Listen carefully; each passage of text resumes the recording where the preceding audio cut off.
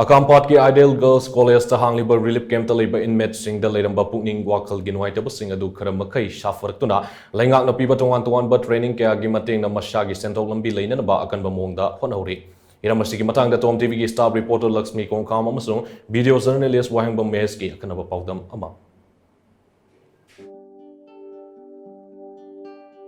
Leingak की agriculture minister Thongam Biswajit की meeting मखादा अकामपात की आइडियल गर्ल्स कॉलेज ता हांगलिबा रिलीफ कैम्प असिदा चुरचानपुर अमसुंग मोरेदगी लांजेनरकपा मियोय लिसिंग अमरोम चंगजफम लौदुना लेरी मखोय सिंग अदुगी मनुंगदा हार्ट पेशेंट अमगा लिवर सिरोसिस पेशेंट अमगा हिंगबा अमसुंग सीबा अनिगी लानफमदा थौना फना लांथेंगनरी लिवर सिरोसिस पेशेंट अदुदी फिभम लुसिलकपदगी रिलीफ कैम्प असि थादोकलमलगा रिम्स हॉस्पिटल दा लायिंग चथरी Leingak ki pautak matung ina matam gi oiba laina layong sing khangdok naba CMO Imphal East ki medical team sing numit khuding gi relief camp asida laktuni yingsilli camp asida leiba angang chamagani fumapan amadi relief camp asigi anakpada leiba tongan-tonganba school amadi boarding sing da mahi tamhalli mahiroi khara amana Manipuri wangmada higher studies toba chatpa yaunakre Irang asina maram oiraga mayum makai mai thakibadagi ut on kraba document sing nauna sanaba Leingak ki mari leinaba official sing na akanba maongda hotnari Leingak ki tongan-tonganba department singa khusam naraga skill development training program kaya amasu inmates sing da piri Manipur Science and Technology Council Mastek na ahanba phase ki oina khangatlaba inmate kontrada nongmada stipend oina lupa chani yankhai piduna food processing ki training program amasu hauzik pangthokli training singdagi fanglakpa losing sing adu sizinaduna tongan ba potlam kaya ama saduna yonba fauba yaure masigi sumathakta Punjab National Bank HDFC Bank of Baroda amadi State Bank of India na inmate singda loan pinaba process tawi haina relief camp asigi overall in charge thongam tilandana TOMTV da phongdorakli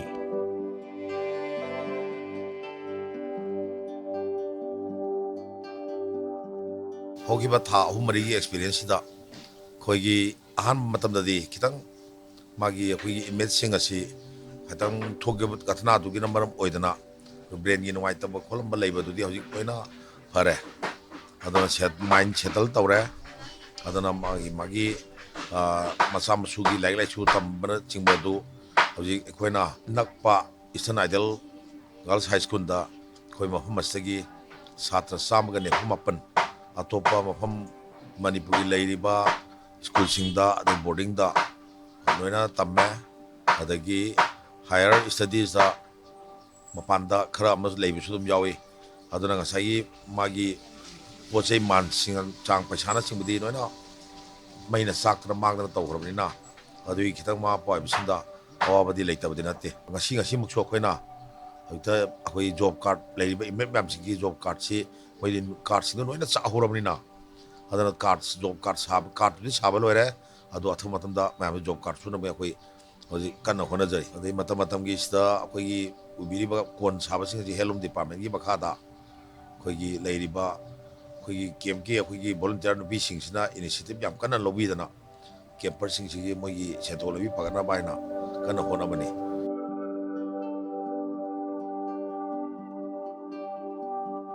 More Ward number 7 Haino Mukhongdagi Saugrakpam Now Leima Kobi Amasu Heart ki laina amaga loinana relief camp asida lehauri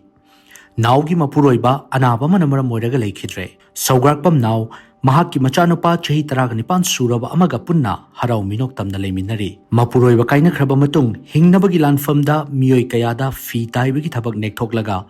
madudagi fanglakpa senfamna imung pujarambani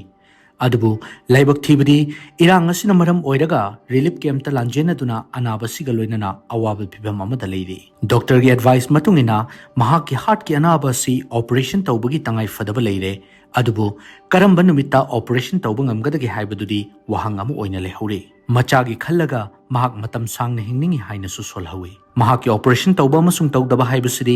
Leingak amadi lamdam asigi pukchel chawraba singi thaujal da leire ai je har pese ni habidi sidara hek lakpaga dakada pukhotana hafta amuk lei robane ba adu makhada kumtharak baneba khoi mayam ji ju laga sidai da leibani na aina chu ai awa polum da moi da ju naning da bai tare adu wa badi yamna wai habidi ai gi ni pasu lei kitre bako isa ni paga ai gatane hojik lei je ꯏꯆꯥꯅꯤꯄꯥꯒ ꯑꯩꯒ ꯂꯩꯕꯁꯦ ꯑꯩ ꯏꯁꯥꯅ ꯊꯕꯛ ꯁꯨꯔꯒ ꯏꯆꯥꯅꯤꯄꯥꯁꯦ ꯂꯥꯏꯔꯤꯛ ꯇꯝꯍꯟꯗꯅ ꯍꯧꯖꯤꯛ class 12 ꯀꯥꯗꯣꯏꯅꯦꯕ class 12 ꯀꯥꯗꯕꯁꯦ ꯃꯥ ꯍꯧꯖꯤꯛ ꯃꯤꯡ ꯆꯜꯂꯒꯁꯨ ꯀꯥꯗ꯭ꯔꯤꯑꯕ ꯍꯧꯖꯤꯛꯇꯤ ꯑꯗꯨ ꯑꯩꯅ ꯑꯗꯨꯝ ꯊꯥꯛꯂꯛꯄꯅꯦ ꯊꯥꯛꯂꯛꯏꯁꯦ ꯇꯦꯂꯔ ꯇꯥꯏꯔꯒ ꯑꯩꯅꯕꯨꯗꯤ ꯇꯥꯏꯕꯗꯤ ꯅꯠꯇꯕ ꯁꯥꯇ꯭ꯔ ꯃꯌꯥꯝ ꯊꯝꯃꯒꯅꯦ ꯇꯥꯛꯑꯒ ꯑꯗꯨꯒꯤ ꯄꯩꯁꯥ ꯐꯪꯉꯛꯄꯗꯨꯅ ꯏꯃꯥ ꯏꯆꯥ ꯂꯩꯖꯔꯝꯕꯅꯦꯕ ꯑꯗꯣ ꯍꯧꯖꯤꯛꯇꯤ ꯌꯨꯝ ꯀꯩ ꯆꯥꯛꯇꯅ ꯑꯩꯈꯣꯏ ꯂꯩꯕ ꯌꯥꯔꯣꯏꯅ ꯃꯐꯝꯁꯦ ꯆꯦꯜꯂꯛꯑꯕꯅꯤꯅ ꯑꯩꯅ ꯍꯧꯖꯤꯛ ꯌꯥꯝ ꯆꯃꯝꯅꯕ ꯑꯃ ꯂꯩꯌꯦꯕ ꯑꯩꯒꯤ ꯏꯁꯥ ꯑꯅꯥꯕꯁꯦ ꯇꯔꯥꯏ ꯊꯛꯅ ꯊꯝꯃꯒ ꯍꯌꯦꯡ ꯑꯩꯈꯣꯏꯅ ꯁꯤꯗꯒꯤ ꯆꯠꯈ꯭ꯔ ꯃꯇꯝꯗ ꯑꯩꯅ ꯀꯔꯤ ꯁꯨꯔꯒ ꯀꯃꯥꯏꯅ ꯇꯧꯔꯒ ꯏꯆꯥꯁꯦ ꯑꯃꯨꯛ ꯊꯥꯛꯀꯗꯒꯦ ꯈꯟꯕ ꯃꯇꯝꯗꯅꯦ ꯋꯥꯈꯜꯁꯦ ꯌꯥꯝ ꯆꯃꯝꯅꯩꯌꯦꯕ ꯋꯥꯁꯨ ꯌꯥꯝ ꯋꯥꯏꯑꯦꯕ ꯗꯣꯛꯇꯔꯁꯤꯡꯗꯨꯅ ꯅꯪꯒꯤ ꯑꯅꯥꯕꯁꯦ ꯅꯪꯒꯤꯁꯦ ꯑꯣꯄꯔꯦꯁꯟ ꯇꯧꯔꯒ ꯕꯦꯇ꯭ꯔꯤ ꯍꯥꯞꯀꯗꯕꯅꯤ ꯅꯠꯇ꯭ꯔꯒ ꯀꯥꯝꯊꯣꯛꯑ ꯐꯒꯗꯕꯅꯤ ꯍꯥꯏꯕꯁꯦ ꯑꯩꯉꯣꯟꯗꯅꯦ ꯐꯖꯅ ꯂꯩꯈꯥꯏ ꯇꯥꯅ ꯍꯥꯏꯕꯤꯗꯦ ꯍꯥꯏꯗꯤ ꯑꯅꯥꯕ ꯑꯩꯉꯣꯟꯗ ꯑꯩꯒꯤ ꯑꯅꯥꯕꯒꯤ ꯐꯤꯕꯝꯗꯣ ꯍꯥꯏꯔꯒꯗꯤ ꯑꯩꯁꯦ ꯋꯥꯈꯜ ꯅꯨꯡꯉꯥꯏꯇꯗꯅ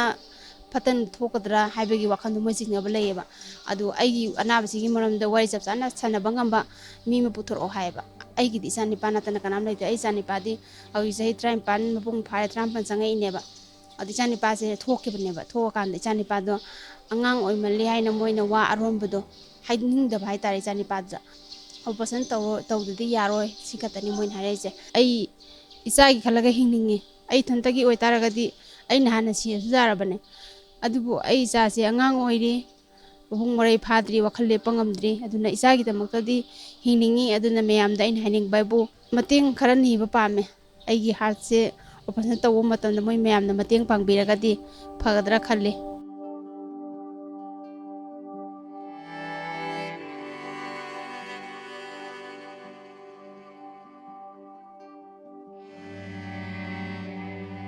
ꯑꯃꯔꯣꯝꯗ ꯂꯩꯉꯥꯛꯅ ꯁꯦꯝꯒꯠ ꯁꯥꯒꯠꯂꯤꯕ ꯄ꯭ꯔꯤ-ꯐꯦꯕ꯭ꯔꯤꯀꯦꯇꯦꯗ ꯁꯦꯜꯇꯔ ꯍꯣꯝꯁꯤꯡꯗ ꯂꯩꯕ ꯄꯥꯝꯗꯦ ꯍꯥꯏꯅ ꯐꯣꯡꯗꯣꯛꯅꯔꯛꯄ ꯏꯟꯃꯦꯠ ꯀꯌꯥ ꯑꯃꯁꯨ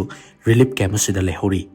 ꯄ꯭ꯔꯤ-ꯐꯦꯕ꯭ꯔꯤꯀꯦꯇꯦꯗ ꯁꯦꯜꯇꯔ ꯍꯣꯝꯗ ꯂꯩꯔꯕꯗꯤ ꯃꯈꯣꯏꯅ ꯍꯧꯖꯤꯛ ꯐꯪꯂꯤꯕ ꯁꯦꯟꯊꯣꯛ ꯂꯝꯕꯤ ꯑꯁꯤ ꯃꯥꯡꯈꯤꯒꯗ꯭ꯔꯥ ꯍꯥꯏꯕꯒꯤ ꯃꯤꯄꯥꯏꯕꯁꯨ ꯏꯟꯃꯦꯠꯁꯤꯡ ꯑꯗꯨꯗ ꯂꯩꯍꯧꯔꯤ꯫ ꯃꯈꯣꯏꯗ ꯂꯩꯔꯤꯕ ꯅꯨꯡꯅꯥꯡꯕ ꯑꯃꯗꯤ ꯃꯤꯄꯥꯏꯕ ꯑꯁꯤ ꯂꯩꯉꯥꯛꯅ ꯀꯣꯛꯍꯟꯕꯒꯤ ꯃꯇꯝ ꯊꯦꯡꯃꯜꯂꯕꯅꯤ꯫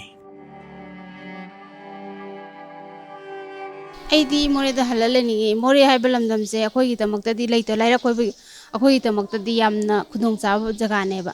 ꯍꯥꯏꯕꯗꯤ ꯑꯩꯈꯣꯏꯗꯤ ꯕꯤꯖꯤꯅꯦꯁ ꯇꯧꯔꯒ ꯆꯥꯕ ꯃꯤꯅꯤꯅꯀꯣ ꯕꯤꯖꯤꯅꯦꯁ ꯇꯧꯗ꯭ꯔꯗꯤ ꯑꯩꯈꯣꯏ ꯁꯤꯗꯤ ꯀꯩ ꯁꯨꯅꯤ ꯁꯨꯐꯝ ꯅꯣꯝꯕꯝꯁꯨ ꯈꯪꯗꯦ ꯀꯗꯥꯏꯗ ꯆꯠꯂꯒ ꯀꯩ ꯁꯨꯒꯅꯤ ꯅꯣꯡꯒꯅꯤ ꯈꯪꯗꯕꯅꯤꯅꯀꯣ ꯑꯩꯈꯣꯏꯗꯤ ꯃꯣꯔꯦ ꯂꯝꯗꯝꯗ ꯏꯔꯝꯗꯝꯗ ꯑꯃꯨꯛ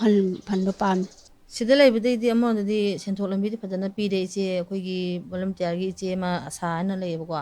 ꯃꯥꯅ ꯑꯗꯨꯝ ꯑꯩꯒꯤ ꯂꯩ ꯁꯥꯕ ꯈꯣꯠꯄ ꯏꯆꯦ ꯑꯩ ꯇꯧꯖꯒꯦ ꯈꯣꯠꯀꯦ ꯍꯥꯏꯕ ꯃꯇꯝꯗ ꯏꯆꯦꯁꯤꯅ ꯑꯩꯒꯤꯗꯃꯛꯇ ꯃꯇꯦꯡ ꯐꯖꯅ ꯇꯧꯕꯤꯔꯛꯑꯦ ꯑꯗꯣ ꯍꯧꯖꯤꯛꯐꯥꯎꯗꯤ ꯑꯩ ꯂꯩ ꯑꯗꯨꯝ ꯁꯥꯔꯤ ꯂꯩꯁꯦ ꯁꯥꯔꯒ ꯀꯩꯅꯣꯗꯤ ꯑꯗꯨꯝ ꯇꯧꯖꯔꯤ ꯑꯉꯥꯡꯒꯤ ꯀꯩꯀꯩ ꯀꯣꯁ ꯅꯨꯡꯗꯨꯗꯤ ꯑꯗꯨꯝ ꯍꯟꯕ ꯉꯝꯖꯔꯦ ꯍꯣꯏ ꯃꯣꯔꯦ ꯏꯁꯥꯒꯤ ꯌꯨꯝꯅꯤꯅ ꯃꯣꯔꯦꯗꯕꯨꯗꯤ ꯑꯗꯨꯝ ꯍꯟꯅꯤꯡꯉꯦ ꯑꯗꯣ ꯍꯧꯖꯤꯛ ꯃꯣꯏꯅ ꯄꯤꯕ ꯌꯨꯝꯁꯤꯗꯗꯤ ꯂꯩꯅꯤꯡꯗ꯭ꯔꯦ ꯑꯩꯈꯣꯏ ꯁꯤꯗ ꯑꯗꯨꯝ ꯂꯩꯖꯔꯒꯦ ꯌꯥꯔꯗꯤ ꯁꯤ ꯁꯨꯝ ꯂꯩꯖꯒꯦꯅ ꯈꯜꯂꯦ ꯑꯩꯈꯣꯏ ꯃꯣꯏꯅ ꯄꯤꯕ ꯌꯨꯝꯗꯨꯗ ꯑꯩꯈꯣꯏ ꯂꯩꯅꯤꯡꯗ꯭ꯔꯦꯅ ꯑꯩꯈꯣꯏ ꯃꯣꯔꯦ ꯍꯣꯏ ꯑꯇꯣꯞꯄꯗ ꯁꯔꯀꯥꯔꯅ ꯁꯥꯕꯤꯕ ꯌꯨꯝꯗꯨꯗ ꯑꯩꯈꯣꯏꯗꯤ ꯂꯩꯅꯤꯡꯗꯦ ꯌꯥꯔꯗꯤ ꯑꯩꯈꯣꯏ ꯁꯤ ꯂꯤꯂꯤ ꯀꯦꯝꯞꯁꯤꯗ ꯑꯗꯨꯝ ꯂꯩꯖꯒꯦ ꯑꯗꯨꯒ ꯍꯌꯦꯡ ꯏꯔꯥꯡ ꯅꯦꯝꯃꯦ ꯀꯩꯅꯣ ꯇꯧꯔꯦ ꯍꯥꯏ ꯀꯥꯟꯗ ꯑꯩꯈꯣꯏ ꯃꯣꯔꯦ ꯍꯟꯖꯒꯦꯅ ꯈꯜꯂꯦ ꯑꯩꯈꯣꯏ꯫